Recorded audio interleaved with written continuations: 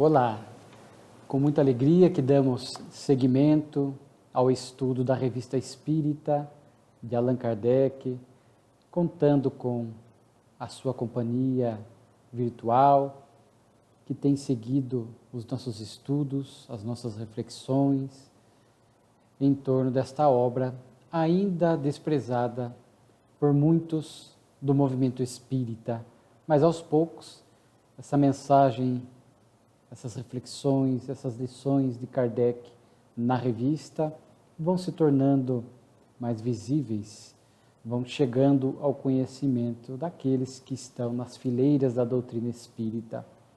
Hoje nós vamos estudar a revista de fevereiro de 1863. Já estamos aí no 6º ano da revista. Eu sempre digo, as páginas de ouro da revista espírita, como se referiu o grande trabalhador da doutrina, o professor Herculano Pires. Temos aqui no mês de fevereiro 8 artigos, itens, que compõem a revista, menos do que o habitual, a média em torno de 10 artigos, mas não menos importantes. Kardec, para quem vem nos acompanhando sequencialmente, Kardec vem estudando aquele caso de uma obsessão coletiva numa comuna de 2.500 pessoas chamada Morzine. Lembramos que em abril de 62, Kardec apenas noticia o fato a respeito dessa obsessão na referida localidade. Em dezembro de 62, Kardec, de forma muito pedagógica, antes de entrar propriamente na temática da obsessão coletiva e trazer as características da obsessão em Morzine, Kardec vai nos trazer elucidações gerais em torno da obsessão, princípios que nós devemos conhecer para melhor entender esse processo da influência espiritual de natureza inferior. Então, em dezembro de 62, estudamos aqui, traz aí pontos, conceitos que são indispensáveis para o entendimento do tema. Em janeiro de 63, ele segue também falando, agora ampliando um pouco mais a nossa percepção e entendimento em torno de como se dá a obsessão. Agora, no mês de fevereiro, ele continua e continuará durante algum tempo na revista, mas no total serão 5 ou 6 artigos para entendermos esse fenômeno que aconteceu com Morzine. Mas aqui em fevereiro de 63 ele vai continuar com o artigo Causas da Obsessão, estudos sobre os processos de Morzine, artigo 3º, Causas da Obsessão e meios de combatê-la. Nós não vamos repetir o que já falamos nos estudos de dezembro de 62 e janeiro de 63, fica aqui o convite para ler sempre na íntegra a revista, que está acessível pelas redes sociais, pelo site da Federação Espírita Brasileira, pelo kardecpedia.com e também assistir no YouTube ou no Facebook essas gravações que fazemos disponibilizando o vídeo de estudo cronológico da revista.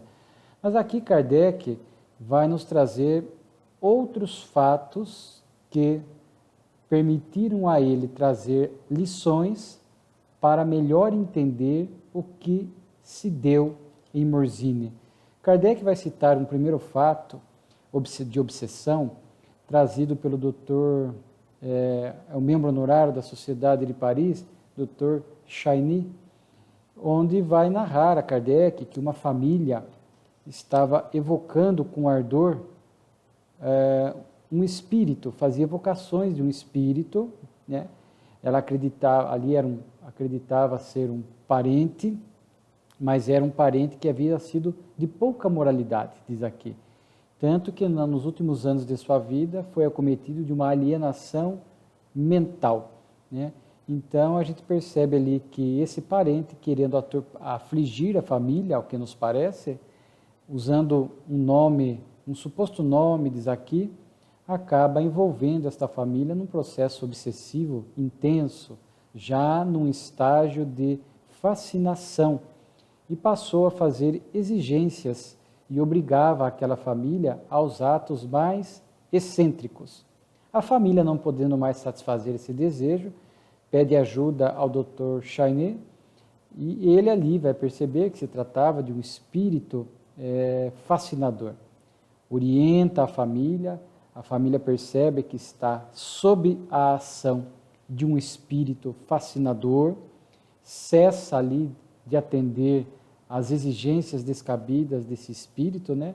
Mas a partir desse momento que a família toma consciência e para de atender aos apelos do espírito, ele, o obsessor, se apodera de um dos filhos ali, né? Do filho mais moço de 14 anos, levando ele a um estado de catalepsia, portanto de inconsciência, de morte aparente, e se utilizava dele nesse estado para fazer novos pedidos, ameaças, dar ordens, né? E os pais agora, aqui na revista Esclarecidos, né, começam a orar e pedir mais ajuda para o grupo do Dr. Chainé, né? Então eles se recolhem em muita força de vontade para se libertar do domínio desse espírito. Diz aqui o correspondente que praticamente hoje uma carta cessou, né? E a família passou agora a crer mais do que nunca e entender o conteúdo e as consequências morais que o Espiritismo propõe. Aí tem uma nota de Kardec, dessas notas onde ele vai trazendo esses conjunto de ensinamentos em torno da obsessão, dos perigos de brincadeiras, de perigos que o indivíduo se expõe ao se permitir este intercâmbio sem o estudo, sem a disciplina, sem a moralidade, sem um concurso dos bons espíritos. Qualquer pessoa ou grupo de pessoas naturalmente se expõe a um processo obsessivo de grave porte. Kardec diz aqui, né? Este exemplo prova mais uma vez o inconveniente de nos entregarmos às evocações sem conhecimento de causa e sem um objetivo sério. Um alerta de Kardec, né? Por isso não se recomenda nos dias de hoje o exercício da mediunidade em casa, evocações de espíritos, né? Normalmente se recomenda as comunicações espontâneas dentro da casa espírita, num grupo mediúnico, onde houve o prévio estudo, onde há o suporte da espiritualidade superior, minimizando o risco daquele grupo, daquela pessoa ser assediada por um espírito. Kardec vai narrando, portanto, casos de obsessão, né? Ele vai narrar aqui o caso de um senhor, diz aqui, residente de uma cidade provinciana, muito hostil às ideias espíritas, que de súbito foi tomado de uma espécie de delírio, fazendo ele falar coisas absurdas. Mas, como ele começou a se ocupar de algumas ideias espíritas, começaram a associar o estado de loucura dele ao espiritismo. Inclusive, cogitavam de interná-lo numa casa de saúde. Inclusive, na revista de hoje, que estamos estudando, Kardec vai tratar novamente desse tema, porque muitos, levianamente à época, queriam fazer esta falsa assertiva de que o espiritismo produzia loucura. E Kardec, dentro da sua pedagogia amorosa e instrutiva, baseada em fatos, vai demonstrar o oposto, né? Ele escreve, diz aqui que escreve a Kardec, Kardec responde a ele, mas a carta não chega a tempo. E, através de uma comunicação espiritual, a orientação que chega para aquele rapaz, esse moço, que ele não era louco, né? E esse senhor não é louco, mas a maneira que o tratam podem torná-lo louco, porque muitas vezes a pessoa é tratada como louco, é submetida a tratamentos desumanos da época, e aqui é apenas uma constatação histórica. Sabemos que a medicina psiquiátrica engatinhava naquele século XVIII, né? Então, os tratamentos eram muito severos, muito rígidos, né? Os tratamentos das sangrias, as duchas, as internações compulsórias, os isolamentos, de forma que se a pessoa estava sofrendo um assédio espiritual, que era muito comum, a pessoa era rotulada como louco, isso seguiu-se ao século XX, né? Isso se deu ao século XIX, perdão, não século XVIII, século XIX, né? Que a medicina psiquiatra engatinhando, e muitas pessoas que tinham distúrbios da mediunidade, viam os espíritos, sofriam assédio espiritual, eram rotuladas equivocadamente como loucas, submetidas a esses tratamentos que não resolviam, acabavam deixando sim a pessoa louca. O tratamento inadequado é que fazia com que a pessoa, entre aspas, surtasse, né? Entrasse num processo de loucura. Tanto é que Kardec aqui vai, né, dizer assim, só um observador experimentado nestes assuntos os pode apreciar. E como hoje, já naquela época de Kardec, há alguns médicos espíritas, em casos semelhantes convém a estes recorrer. Um dia, olha a observação de Kardec, um dia a obsessão será colocada entre as causas patológicas, como o é hoje a ação de animais microscópicos, bactérias, vírus, de cuja existência não se suspeitava antes da invenção do microscópio. Mas então reconhecer-se-á que nem as duchas, nem as sangrias poderão curá-la. E hoje, já de alguns anos, nós temos estes códigos, né, internacional de diagnóstico para possessão, que é o CID-10 F44.3, quando a pessoa age nesse estado de transe ou de possessão. Claro que nem todos os médicos têm essa visão, esse conhecimento, mas já existe este código, portanto é reconhecida por um grupo de médicos, já admite a ação espiritual sobre o indivíduo, causando estados de alteração no seu comportamento, no seu emocional, e isso é de uma conquista impressionante que Kardec já antecipava aqui à sua época.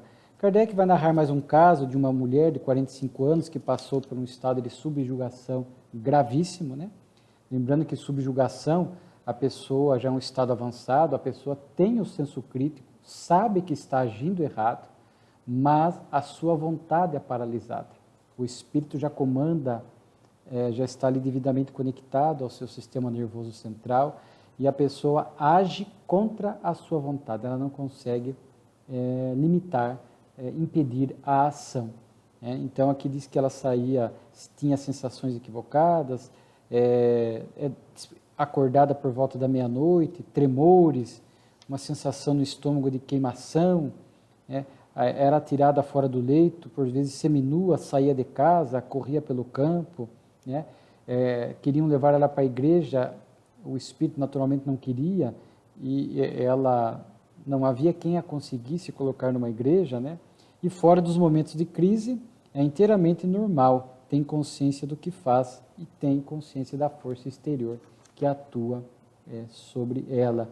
Aí Kardec vai falar dessa subjugação, que é a obra de um espírito da pior espécie, e diz que a medicina ordinária, então Kardec faz esse jogo de comparação entre a medicina convencional e o espiritismo, diz que isso seriam afecções, portanto, de causa orgânica, biológica, e naquela época alguns davam o nome de nevrose, quando a pessoa tinha esses comportamentos estranhos, anormais, como o narrado pela mulher. E Kardec tem muito bom senso, diz ele assim, não generalizamos e reconhecemos que em certos casos a causa pode ser puramente material.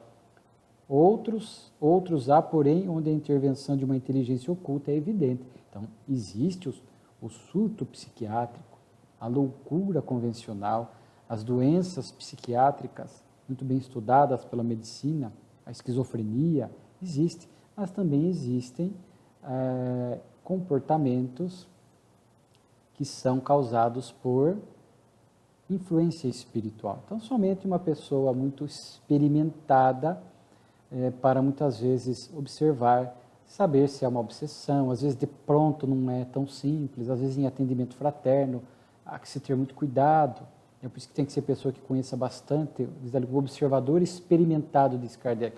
Alguém que tenha muito conhecimento da doutrina, né, para poder dar uma orientação adequada. E, como diz Kardec aqui, existem muitas vezes as doenças convencionais, comuns, físicas. Né?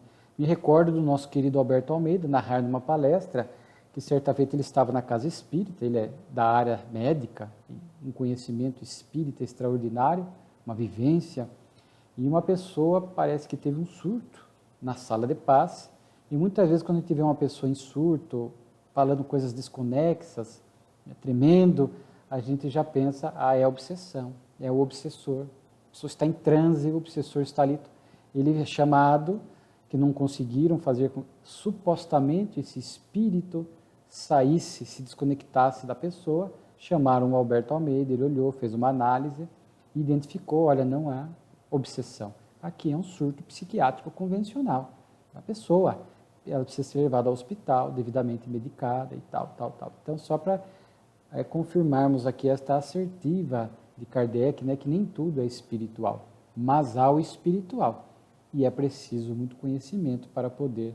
Hoje temos muitos médicos espíritas, profissionais da psiquiatria, da psicologia espíritas, que poderão, com manejo, com qualidade, identificar as causas e quando não estão combinadas, muitas vezes, a causa física e espiritual, o que também acontece muitas vezes. Kardec fala que muitos espíritos perversos, inferiores, têm uma aversão às coisas da religião. Então, blasfemam contra as coisas sagradas, riem da prece, repelem e irritam-se quando se fala de Deus. Isso é muito comum, às vezes, em reunião mediúnica, quando espíritos desse naipe estão ali se comunicando e você percebe essa aversão a tudo aquilo que seja de conteúdo religioso. Então, são espíritos que negam Deus, têm um ódio do Cristo, do bem.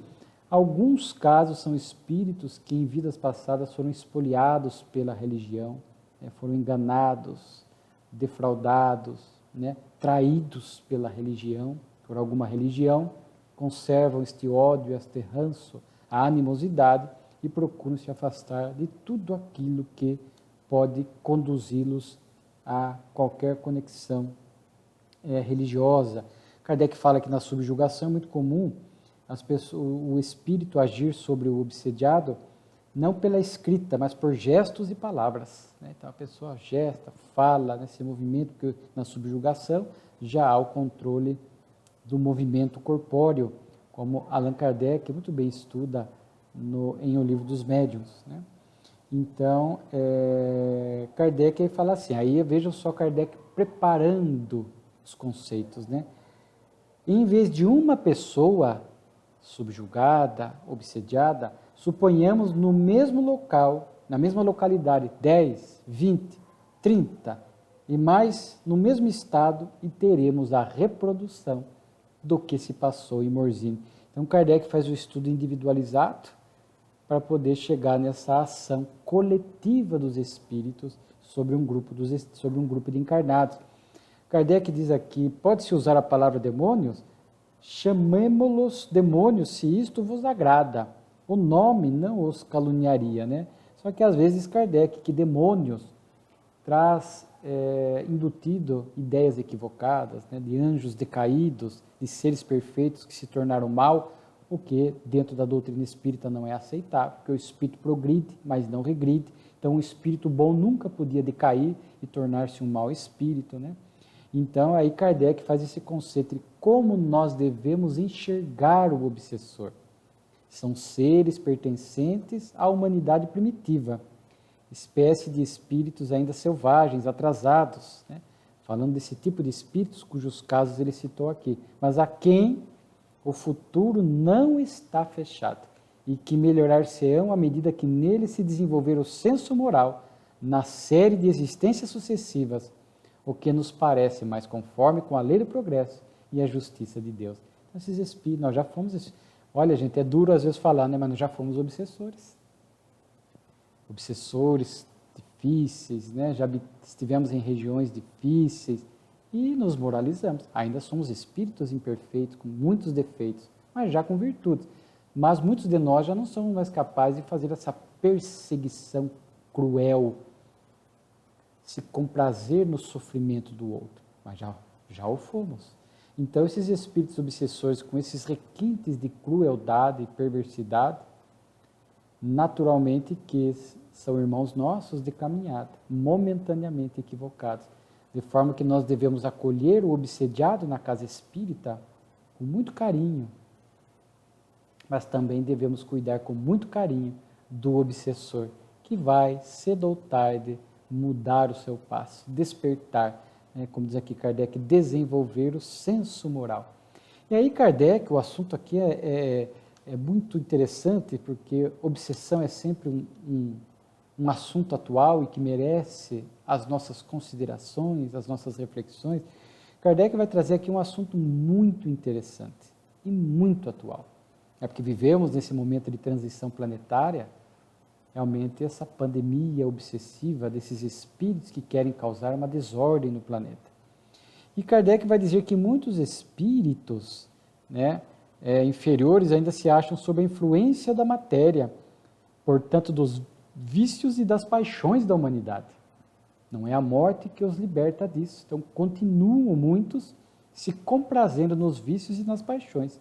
E uma dessas categorias de espíritos, diz Kardec, são aqueles que atuam nas questões sensuais, ou seja, do sexo desregrado. Eram pessoas que tinham este tipo de pensamento, de comportamento, o sexo apenas pelo prazer, muitas vezes usaram do sexo para destruir vidas, destruir sentimentos, chegam do lado de lá, já não tem mais o corpo físico, se agrupam por afinidades, espíritos desregrados na área da sexualidade, formam regiões no mundo espiritual e agem sobre a humanidade, sobre os encarnados, encontrando sintonia naqueles que ainda se comprazem no sexo, sem respeito, sem sentimento, sem responsabilidade, que como nós vemos infelizmente muito hoje nas atitudes de jovens, adultos, que buscam este prazer sexual desenfreado a todo custo. É o prazer pelo prazer.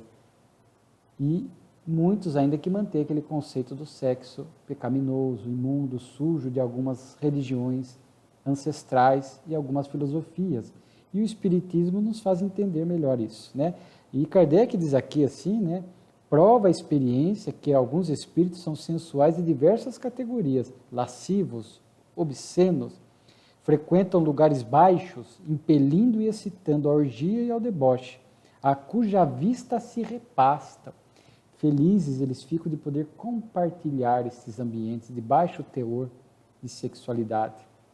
Motéis, ambientes dessa natureza, onde as pessoas ali se permitem esse tipo de comportamento vulgar na área da sexualidade. Que tipo de espíritos estão ali? Esses que se repastam com esse tipo de cena aqui no mundo físico e muitas vezes fazem este conúbio, essa conexão com os encarnados, e a partir de um ambiente desse frequentado por encarnado, ali se estabelece um processo obsessivo de difícil trato.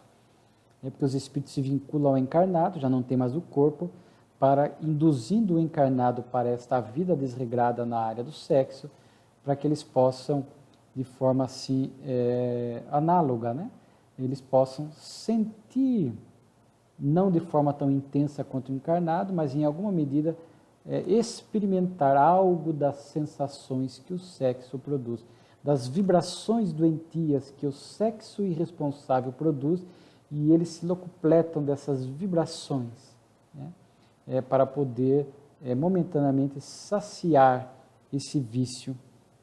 Então, e aí Kardec chega até a citar alguns espíritos que no passado tinham esse tipo de comportamento, enquanto encarnados, Calígula, Nero, Tibério, que chegaram no Calígula, no mundo espiritual, sabemos pela literatura espírita, ele chegou a fundar uma região no mundo espiritual, porque os espíritos lá se agrupam, criam comunidades, através da criação mental, e criam ambientes dessa natureza. Então, Kardec vai falar dessa obsessão na área do sexo, que acontece, que os sexos são, na Terra, poucos espíritos conseguem lidar equilibradamente com o sexo, conseguem divinizá-lo propriamente, né? Conseguem enxergá-lo e vivenciá-lo com amorosidade, com respeito, com sentimento, aí criando uma proteção natural, vibratória desses espíritos, né? Já dissemos, acho que em algum estudo nosso, que casais, né, ou parceiros, né, que se amam e praticam o ato sexual, que ele é para a perpetuação das espécies e permuta de energias de alta qualidade quando o amor está presente, há uma proteção natural do ambiente onde esses espíritos inferiores não conseguem devassar a intimidade, né? Então, ainda na Terra, muitos de nós trazemos conflitos na área da sexualidade, estamos aprendendo a enxergar o sexo com a grandeza que ele merece, é um departamento do corpo, uma função que merece ser dignificada, divinizada, colocado ali o sentimento, né? Não é colocar a vida a serviço do sexo, mas o sexo está a serviço da vida, dentro dessa proposta superior, dentro dessa proposta de permuta de vibrações de boa qualidade, o sentimento presente, o respeito, a responsabilidade. E há muitas obras na literatura espírita que cuidam dessa temática tão profunda. E quando nós tratamos de obsessão, Kardec fez questão de como se abrisse um parênteses para trazer essa questão da obsessão na área da sexualidade. Obras como Sexo e Obsessão, do Divaldo Franco, obras como do Chico Xavier, Sexo e Destino, Vida e Sexo, né? O primeiro de André Luiz, o segundo de Emmanuel, que nos trazem profundas lições em torno dessa temática que precisa ser estudada, para que possamos realmente sublimar os nossos instintos, o nosso comportamento nessa área. Então, há que se ter muito cuidado, porque muitos espíritos atuam nessa área. Atuam na área do ciúme, atuam na área do orgulho, atuam na área do poder, atuam nas fraquezas humanas. E há aqueles que, por afinidade, atuam nessa área do sexo. Kardec vai falar um pouco das características de Morzine, em torno de 2.500 habitantes, ali na Suíça, né? Era bem próximo ali da divisa com a França, no alto da Saboia, né? E ele, inclusive, pôde visitar,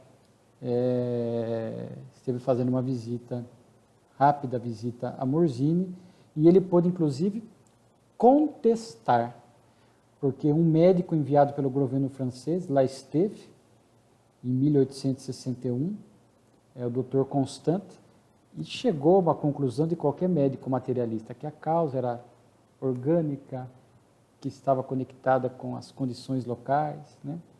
Inclusive distorceu alguns dados e algumas informações que Kardec, quando fez a visita, que era um conjunto de aldeias ali, que compunha Morzine, né? Kardec pôde visitar e identificar que alguns dados estavam equivocados e que ali estávamos diante de uma obsessão coletiva e não de causas equivocadas que o médico pôde colocar ali, às vezes, a constituição dos habitantes, a insalubridade das habitações, insuficiência e má qualidade dos alimentos, que estivessem causando este estado histérico em muitos ali, né? E aí o Dr. Constant, com essa visão materialista, disse que não havia nenhuma causa sobrenatural. E o Kardec disse que muitos dos doentes, dos obsediados, diziam-se atormentados por seres invisíveis. Alguns têm a sensibilidade aguçada, sentem esta presença espiritual inferior, uma vibração ruim, e pressentem que estão envolvidos por seres invisíveis, realmente de má qualidade. Então vejamos aqui, Kardec encerra o artigo e voltaremos mais à frente. Eu não me recordo se no próximo mês ou mais adiante, mas o fato é que o assunto obsessão em Morzine não está fechado. Agora Kardec vai trazer mais características do local e vai estudar um pouco mais essa questão da obsessão coletiva. Kardec cita aqui na revista Sermões contra o Espiritismo. Já vimos vários artigos nesse sentido. Kardec aqui vai trazer 3 sermões contra o espiritismo que foram registrados por pessoas que estavam no ambiente. Aqui o primeiro é numa igreja de Saint-Nizier, onde um auditório com 2.000 pessoas, ali estava uma autoridade religiosa do Texas, da América do Norte, dos Estados Unidos, visitando o local, e aí falou um monte de equívocos, inverdades em relação ao espiritismo, né? Dizendo que os espíritos não admitem casamento, batismo, que os espíritas se separam da mulher. Aí Kardec disse assim, mal sabia aquela autoridade religiosa que ali onde ele estava, em Lyon, havia muitos simpatizantes do espiritismo, porque o espiritismo cresceu muito lá, né? Então, Kardec naturalmente que vai dizer assim, né? Todos os espíritas estão separados das esposas. Que equívoco, né? Quando temos aqui aos nossos olhos numerosos exemplos de casais, outrora separados, onde o espiritismo trouxe a união e a concórdia. Então, pelo contrário, o espiritismo não fomenta a separação e divórcio, é um absurdo. Naquela época era muito comum esse tipo de ataque, bem rasteiro e leviano. Hoje vivemos outros tempos, onde diminuiu muito este preconceito e intolerância religiosa. Estamos vivendo um momento assim de realmente nem se compara, né, àquele período inicial que o espiritismo era atacado de todas as formas, de todas as maneiras, com as distorções mais absurdas. Kardec vai mostrar o contrário. O espiritismo é a favor da família, da união, da reconciliação. Não é contra o divórcio. Em casos extremos, o espiritismo não é contra, mas vai fomentar sempre a possibilidade da reconciliação e da família estar junta, unida, né? Depois vem uma outra carta, noticiando um outro sermão que aconteceu em Saint-Jean, né? Onde fala dos espíritos, que só os espíritos maus se comunicam, que o espiritismo veio destruir a família, aviltar a mulher, pregar o suicídio, o adultério, o aborto, preconizar o comunismo, dissolver a sociedade.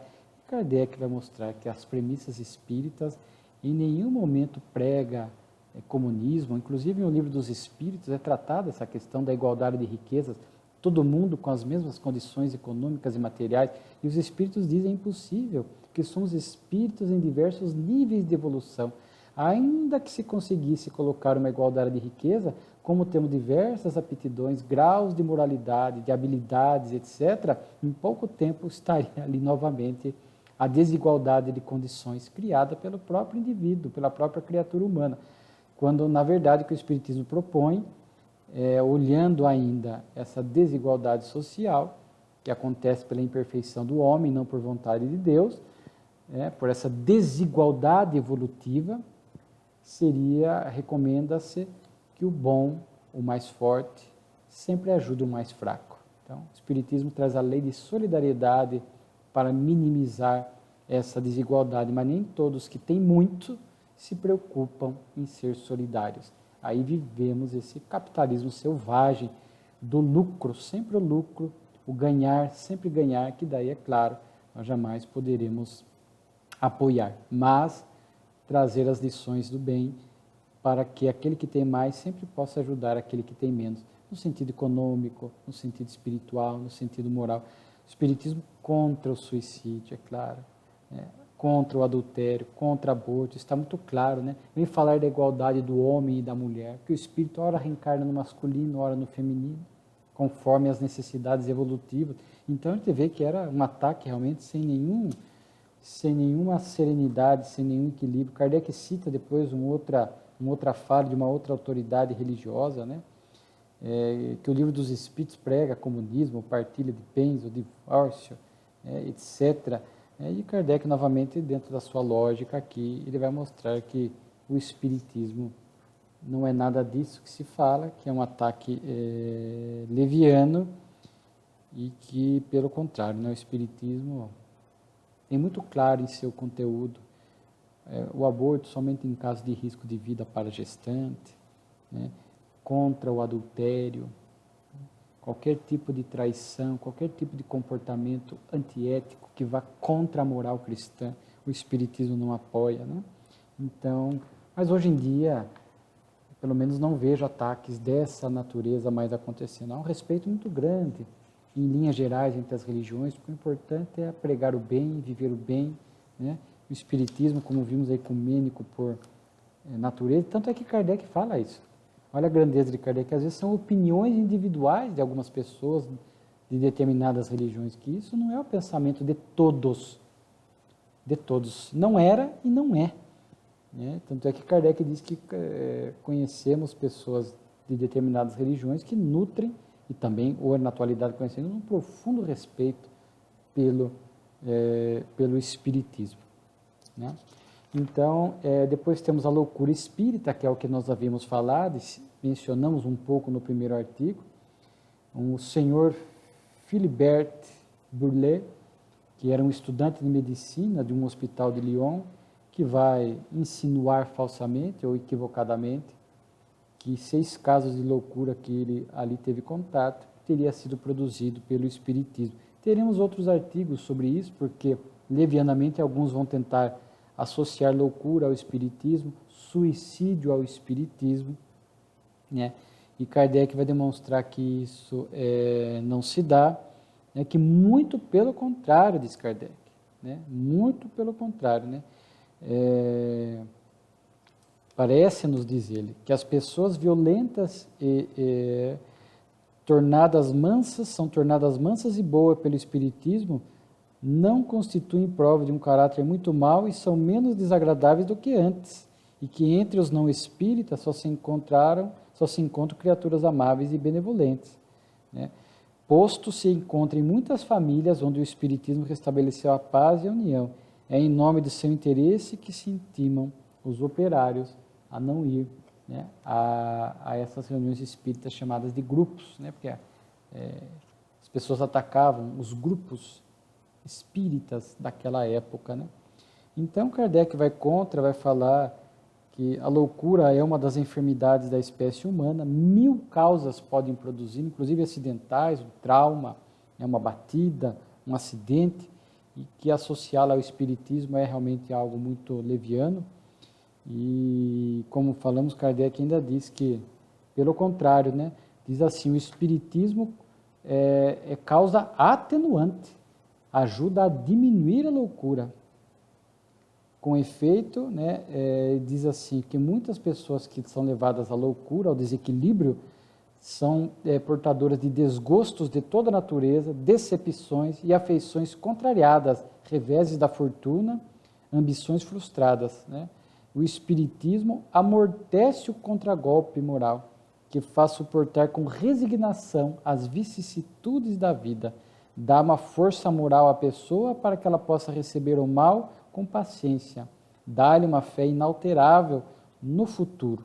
A maneira por que o verdadeiro espírito encara as coisas deste mundo e do outro leva-o a dominar em si mesmo as mais violentas paixões, mesmo a cólera e a vingança. Então vejamos que o espiritismo, pelo seu conteúdo, o cristianismo redivivo, a fé na vida futura, a lei de causa e efeito, o bem e o mal sofrer, convida a pessoa à resignação, confiar em Deus diante dessas decepções e diante dessas situações da vida que para muitos levariam à loucura.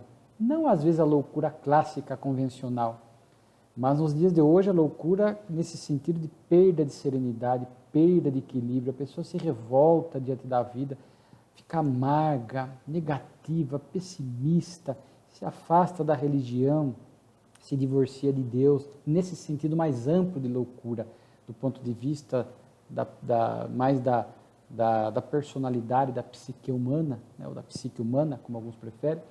Nesse sentido, então, o Espiritismo traz luz, conhecimento, esclarecimento, nos mostra a justiça divina e nos dá, como diz aqui, força moral. Então, diz Kardec, é causa atenuante e não causadora. Tanto que Kardec cita algo muito interessante.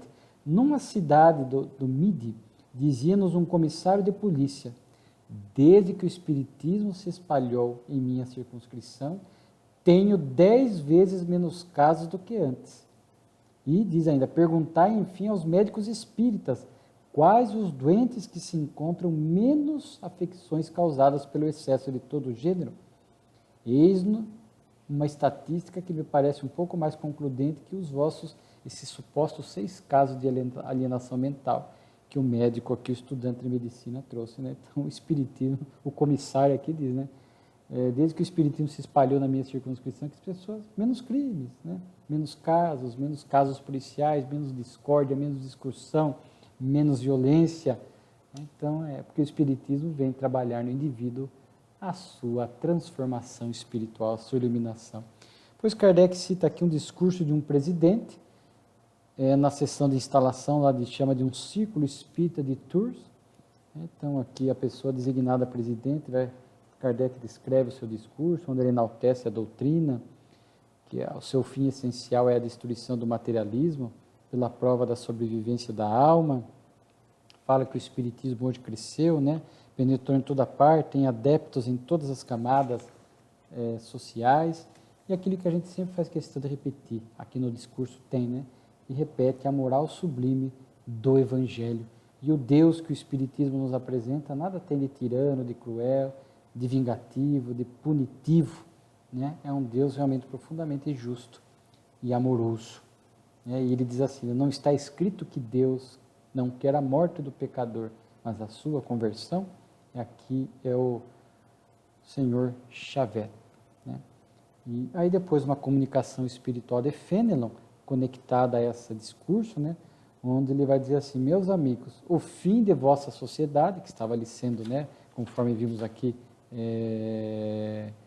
de instalação de uma sociedade espírita, né, é de vos instruirdes e trazer o homem tresmalhado à luz, que há tanto tempo é obscurecida pela treva que reina neste século. Então, eu achei interessante esta comunicação de Fenelon, é como se ele nos apresentasse uma das missões da casa espírita, né? Eu achei muito bonita essa frase, né? Trazer o homem tresmalhado à luz. Né? Quantas criaturas humanas comparecem, tresmalhados pela dor, sem entender, revoltados, buscam a casa espírita, o atendimento fraterno, vão buscar a fluidoterapia, o passe, e ali devem ser acolhidos, né? Para que possa ser a ele apresentado a luz do conhecimento, que consola, que instrui, que liberta, para que ele possa começar a entender esse Deus amoroso, o porquê de determinadas situações da vida, para que ele possa se ajustar moralmente, se equilibrar moralmente e progredir, aproveitando a reencarnação. Mas particularmente eu achei muito bonita essa expressão de Fenelon, né? De trazer o homem tresmalhado à luz. Aí segue aqui, variedade, cura por um espírito. Kardec, na revista de novembro de 62, se vocês lembram, tinha citado ali uma espécie de uma pomada ditada por um espírito, onde tinha vários componentes, né, que a compunham, e que realmente curava alguns problemas de pele, algumas feridas, né, alguns ferimentos. E Kardec cita aqui isso, né, que inclusive que pessoas que receberam coices de cavalo se curaram com este remédio indicado pelos espíritos, e alguns até, e Kardec ainda chega até a falar, né, Kardec recebe aqui uma carta, né, dizendo se esses remédios indicados pelos espíritos, se são eles próprios que curam o remédio, ou é uma influência fluídica do espírito que opera a cura, né? E aí Kardec fala que ambas as coisas podem acontecer, né? Que não se descarta a possibilidade da ação magnética, né, dos espíritos sobre as substâncias, como a água. Olha só, a água magnetizada. Quando a gente diz que Kardec não falou de água magnetizada, está aqui. Ele próprio cita a água como sendo passível, e nós sabemos hoje, pelo estudo da ciência, e pela sua composição, ela é mais suscetível de receber essa magnetização dos espíritos, ganhando esta característica de ser salutar, de curar, conforme nós vemos nas casas espíritas, no Evangelho no lar, né? E podem dar propriedades curativas a certas substâncias, né? E também podem agir diretamente, se o indivíduo tiver o mérito. Então, ambas as coisas podem acontecer e podem concorrer. Eu me lembro de um caso interessante do Evangelho, inclusive o espírito Amélia Rodrigues, pelo Divaldo, nas suas obras de estudo do Evangelho, ela comenta aquele caso que está no Evangelho de João, capítulo 9, versículos 6 a 7, a cura do cego, se não me falha a memória, de nascença, né?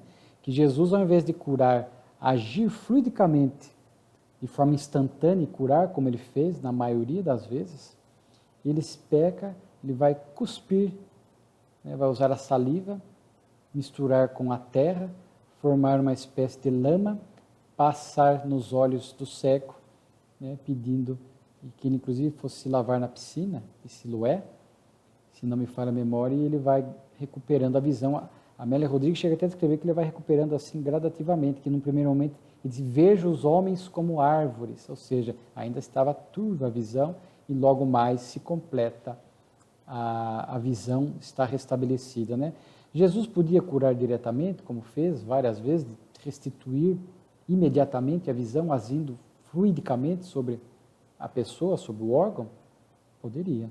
Mas aqui ele quis dar uma lição diferente, dizendo que ele também poderia agir sobre as substâncias, que é o que Kardec aqui está falando, que ele cuspiu a sua saliva, e ali quando ele forma aquela lama com o pó, naturalmente Jesus ali adicionou a sua influência fluídica, né? Colocou ali fluidos naquela substância que ele formou, uma espécie de uma lama, e quando coloca sobre os olhos, aquilo tinha essa propriedade de cura, como de fato ali fez a cura, né? Como acontece com a água magnetizada, normalmente nesses casos a cura é mais lenta e gradativa. Vemos pessoas que tomam água fluidificada, vão se recuperando lentamente, o que não impede de acontecer uma cura instantânea, sobretudo se o espírito também, falando do concorrer, agir diretamente junto com a substância magnetizada, ele agir diretamente sobre o indivíduo, produzindo as chamadas curas instantâneas, mas também acontece isso, né? De determinados elementos, como a água, estarem magnetizadas, o indivíduo vai bebendo, sorvendo aquela água, e lentamente vai se recuperando. Às vezes a água magnetizada, a jarra com água, a pessoa vai repondo, e a água vai conservando aquela característica, ela vai tomando, e vai se recuperando. Então, existe também essa possibilidade desta cura mais gradativa. Dissertações espíritas, uma comunicação muito bonita, né? Paz aos homens de boa vontade, quase referindo-se àquela passagem que está em Lucas, né? Capítulo 2, quando ali o nascimento de Jesus, narra ali que estavam os pastores, Jesus nasceu, e aparecem seres espirituais, anjos, né, bons espíritos na visão espírita, e dizem aí justamente paz aos homens, né, de boa vontade, né, glória nas alturas, paz aos homens de boa vontade, né. E aqui a mensagem é de um espírito que se intitulou, colocou apenas as iniciais, F.D., antigo magistrado, e ele deixa uma comunicação muito bela com esse título, né, falando paz aos homens de boa vontade. O quanto é importante a boa vontade, né? Como ele diz aqui, nada, né, fala o quanto a boa vontade é capaz de fazer com que a pessoa se modifique, né? E ele diz aqui, boa vontade se traduz em caridade, né? Se traduz em caridade, né? Essa boa vontade dirigida para o bem, para uma mudança do comportamento. É a questão 909 do Livro dos Espíritos, né? Quando diz que se analisa, diz que se o homem, pela vontade, pode vencer as suas más influências ou as más inclinações. Estamos aqui com o Livro dos Espíritos. O homem poderia vencer sempre as suas más tendências pelo próprio esforço? Sim, e às vezes com pouco esforço, com pouca vontade. O que lhe falta é a vontade. Ah, como são poucos os que se esforçam, né? Então, o que tem faltado à criatura humana é essa força de vontade de se espiritualizar, de mudar o hábito, de vencer e combater os vícios físicos e morais, e adotar um comportamento mais equilibrado. Então, paz aos homens de boa vontade, porque a paz é conquista, não é privilégio. A paz de consciência, o coração pacificado, a leveza que a paz traz, é construção diária pela nossa mudança. E isso se dá através da boa vontade. Então, paz é construção paulatina, que se dá através da boa vontade, do engajamento do indivíduo na sua iluminação espiritual. combatendo as más inclinações, os defeitos, adquirindo virtudes, né? Ou seja, transformando o homem velho no homem novo. É preciso boa vontade. Boa vontade, é isso que essa mensagem está nos falando. E ele fala uma frase bonita aqui, né? Diz assim: Deus permite que o Espiritismo, isto é, um raio da eterna verdade, desça das altas regiões a vos esclarecer. Nosso objetivo é mostrar-vos o caminho, mas vos deixar a liberdade, isto é, o mérito e o demérito de vossas ações. Escutai-nos, pois, e ficais certos que a vossa felicidade é, para nós, uma viva preocupação. Se soubesses quanto vossas más ações nos afligem e quantos vossos esforços para a lei de Deus nos enchem de alegria. Olha que bonito esse depoimento do Espírito, né? O quanto os Espíritos realmente se ligam a nós, se afligem com as nossas escolhas equivocadas, né? Ficam tristes, mas mantêm a serenidade e não se revoltam. Sabe que o tempo, a dor, a reencarnação vai nos corrigir cedo ou tarde. Então se entristece, mas mantém a serenidade e continua nos ajudando, contando com a nossa boa vontade. A nossa boa vontade de persistir e trilhar o caminho do bem. Paz aos homens de boa vontade. Né? Não tivestes a paz porque não tivestes boa vontade. A boa vontade, tanto para os pobres quanto para os ricos, chama-se caridade. Há caridade moral como há caridade material, e não a tivestes, e o pobre foi tão culpado quanto o rico. Crede e amai, amai. Né? Então, é uma mensagem muito bonita que nos convoca a essa reflexão de quantos espíritos se ocupam de nós, quanto eles nos inspiram, felizes com as nossas conquistas e tristes com os nossos passos equivocados, mas nos inspirando principalmente mudança, que nós concretizamos aqui no nosso dia a dia, no nosso cotidiano, através de vontade, que é uma das potências da alma. E aí tem uma poesia espírita, chamada O Doente e o Médico. E, por final, o artigo Subscrição Rouanesa.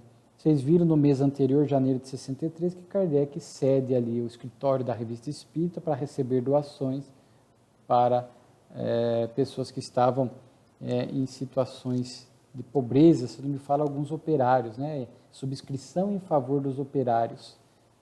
Né? Aqui ele fala, os operários de Rouen. Né? Então, por isso, subscrição rouanesa. Kardec faz aqui, aí a gente vê a ética do codificador, que tinha que dar o exemplo, seu lado moral, de ceder o local da revista, fazer a campanha na revista e ceder o escritório para receber as doações em prol desses necessitados. Então, é o lado caridade de Kardec. E aqui, ele, dentro da sua ética, faz uma espécie de prestação de contas, transparência, que a Casa Espírita deve ter. Né? A transparência, a prestação de contas, o relatório de quanto ganhou, o que gastou, o que tem. Né? É muito importante essa transparência, e Kardec faz isso na Revista Espírita, contabilizando aqui o quanto ganhou, o quanto entrou de doação em favor desses operários. Né? Então, e diz assim, a subscrição continua aberta. Então, conforme dissemos, na Revista Espírita a gente tem condições de ver esse lado caridoso, né, de Allan Kardec. Na comunicação que vimos, boa vontade é caridade. Boa vontade é sermos proativos do bem, não desanimar. E Kardec, o nobre codificador, nos dá esse exemplo. Então, quanta coisa bela na Revista Espírita. Gratos, muito gratos por todo esse aprendizado e por podermos, ao mesmo tempo, aprender, estudar, compartilhando com vocês. Muito obrigado.